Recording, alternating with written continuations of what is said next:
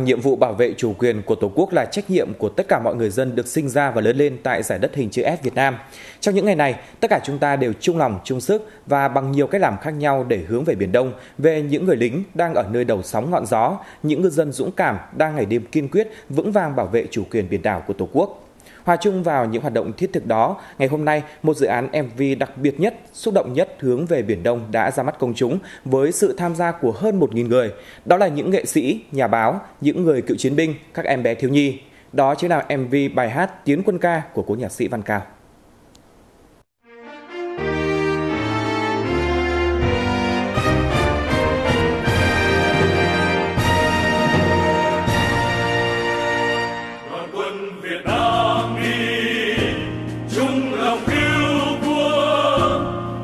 Có lẽ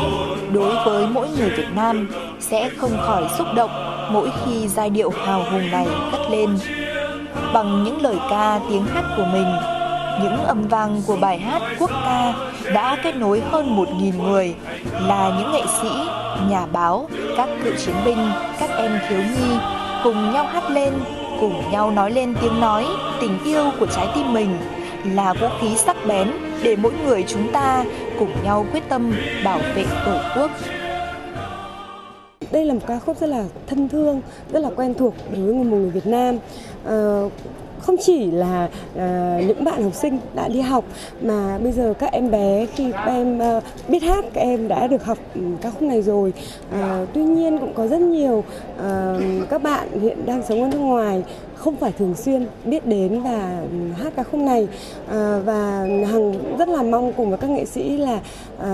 từ ca khúc này để lan tỏa hơn nữa đến tất cả cộng đồng người Việt trên toàn thế giới, và đây là niềm tự hào của người Việt và cũng rất mong được chia sẻ cái niềm tự hào này đến cả bạn bè quốc tế nữa. Sau 2 tuần gấp rút thực hiện MV quốc ca vì tình yêu biển đảo, những hình ảnh đầu tiên của MV đã được giới thiệu tới đông đảo công chúng.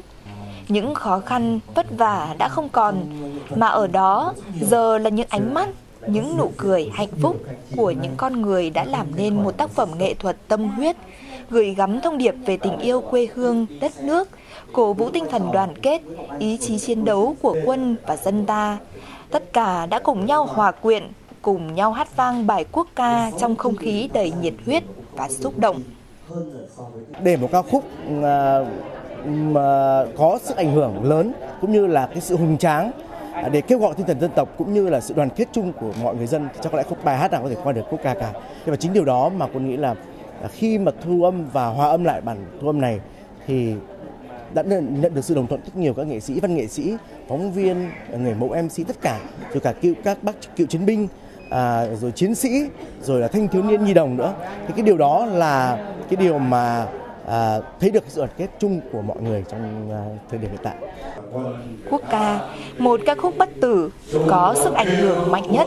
kêu gọi tinh thần đoàn kết, lòng yêu dân tộc đã một lần nữa được vang lên mạnh mẽ. Từng giây, từng phút, tình yêu đất nước, lòng tự hào dân tộc Việt Nam mãi mãi in đậm trong hàng triệu mỗi người dân Việt Nam. Hướng ra lao quyền gạo lập chiến khu.